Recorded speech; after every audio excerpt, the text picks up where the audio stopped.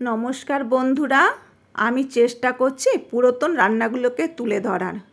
নতুন রান্না তো সবাই করে, তাই চেষ্টা করছি পুরাতন রান্নাগুলো আর একবার মানুষকে দেখানোর। নতুন রান্না তো করব, আজ না হয় কাল, সেগুলো তো সবাই কম বেশি করে, তাই পুরাতন রান্নার জন্যই প্রস্তুতি। আজকের করব উচ্ছে বেগুন আলু দিয়ে লোটে মাছের তরকারি। রান্নাটা দেখুন, খুব ভালো লাগবে। প্রথমে কড়ায় তেল, রসুন কুচি, পেঁয়াজ আর একটা দুটো কাঁচা লঙ্কা দিয়ে দিলাম। দিয়ে এবার ওটাকে ভাজা ভাজা শুরু করলাম। তারপরে কি করলাম, উচ্ছে বেগুন আর আলু ধুয়ে নিয়ে চাপিয়ে দিলাম। এই যে লোটে মাছ, এইগুলোই রান্না করব। তাই এটা সব দেবো না, সব দিলে কি বলুন তো কাদা কাদা হয়ে যাবে। আমার দরকার তো ভাজি ভাজি একদম ঝুড়ি ঝুড়ি যাতে হয়, তাই জন্য হাফ দেব।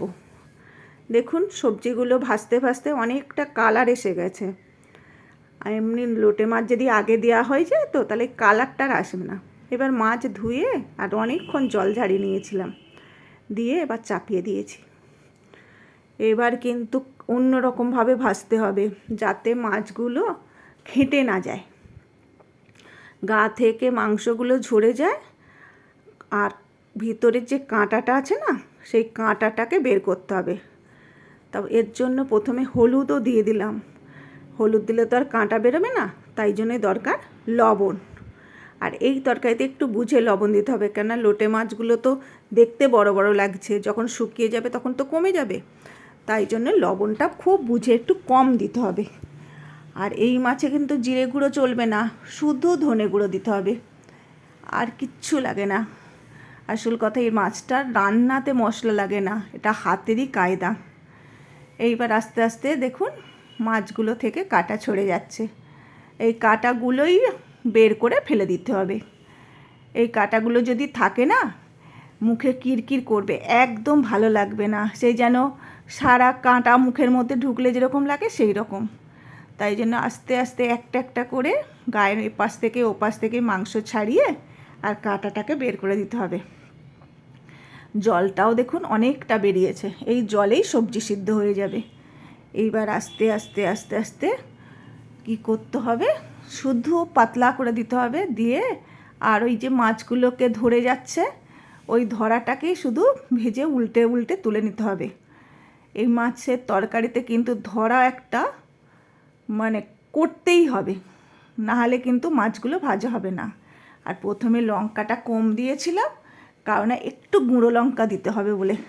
আর গুঁড়ো লঙ্কা না দিলে তো মাছের যে গন্ধটা কাটবে না, তাই গুঁড়ো লঙ্কা দিয়েছি। আর দেখুন তলা ধরে যাচ্ছে।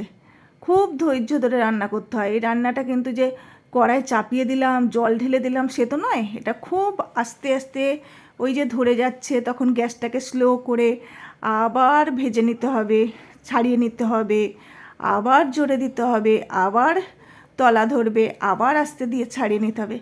এই করতে করতে দেখুন কালারও পাল্টে যাচ্ছে। আর এই রান্নাটা মন থেকে বলছি, খুব সুন্দর খেতে হয়, একবার অন্তত করে দেখুন। আর যারা যারা আমার নতুন ভিডিওটা দেখছেন প্লিজ একটু লাইক সাবস্ক্রাইব করে দেবেন, আর কেমন হচ্ছে একটু কমেন্টে জানাবেন। আপনারা না ভালোবাসলে আমি এগোবো কী করে।